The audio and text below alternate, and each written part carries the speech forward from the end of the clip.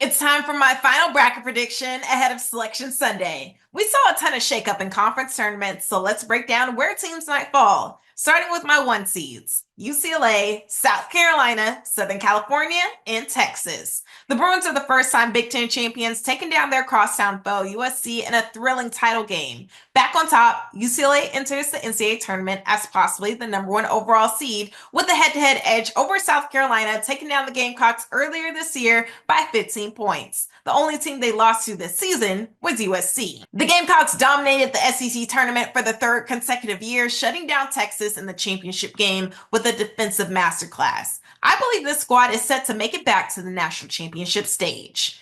The Trojans battled UCLA but fell short in the second half. With a deep, talented roster, they're hungry for a deeper run than last year's Elite Eight finish, and maybe a potential rematch with the Bruins in the Final Four.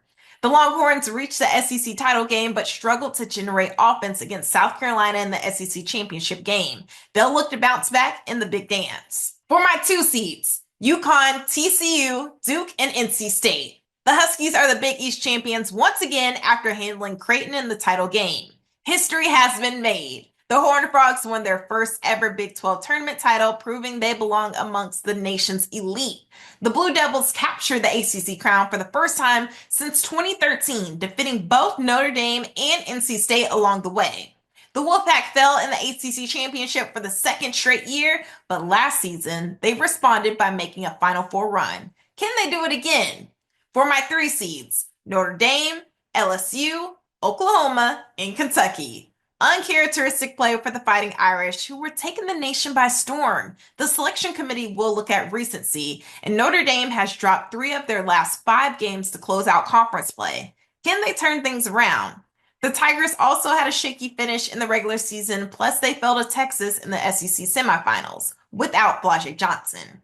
Aneesa Morrow also left the game with an injury scare, but fortunately, reports indicate the Double-Double Queen will be ready to go for the NCAA tournament. The Sooners made a strong case for a higher seed, but fell short in the SEC tournament, still entering March Madness as a dangerous team. And the Wildcats' late season surge pushed them into the 3 seed conversation, and we'll see how far they can go.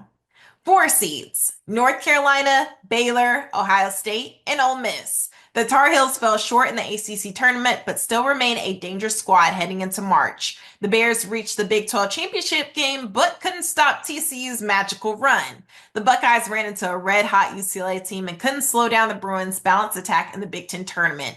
And the Rebels had a strong SEC showing with near upsets throughout the entire course of the season. The selection committee will consider competitive in losses component, plus help from Alabama, Tennessee, and Maryland. My last 4 end teams: Iowa State, Princeton, Harvard, and Richmond. For my first 4 out, Virginia Tech, Colorado, James Madison, and Minnesota.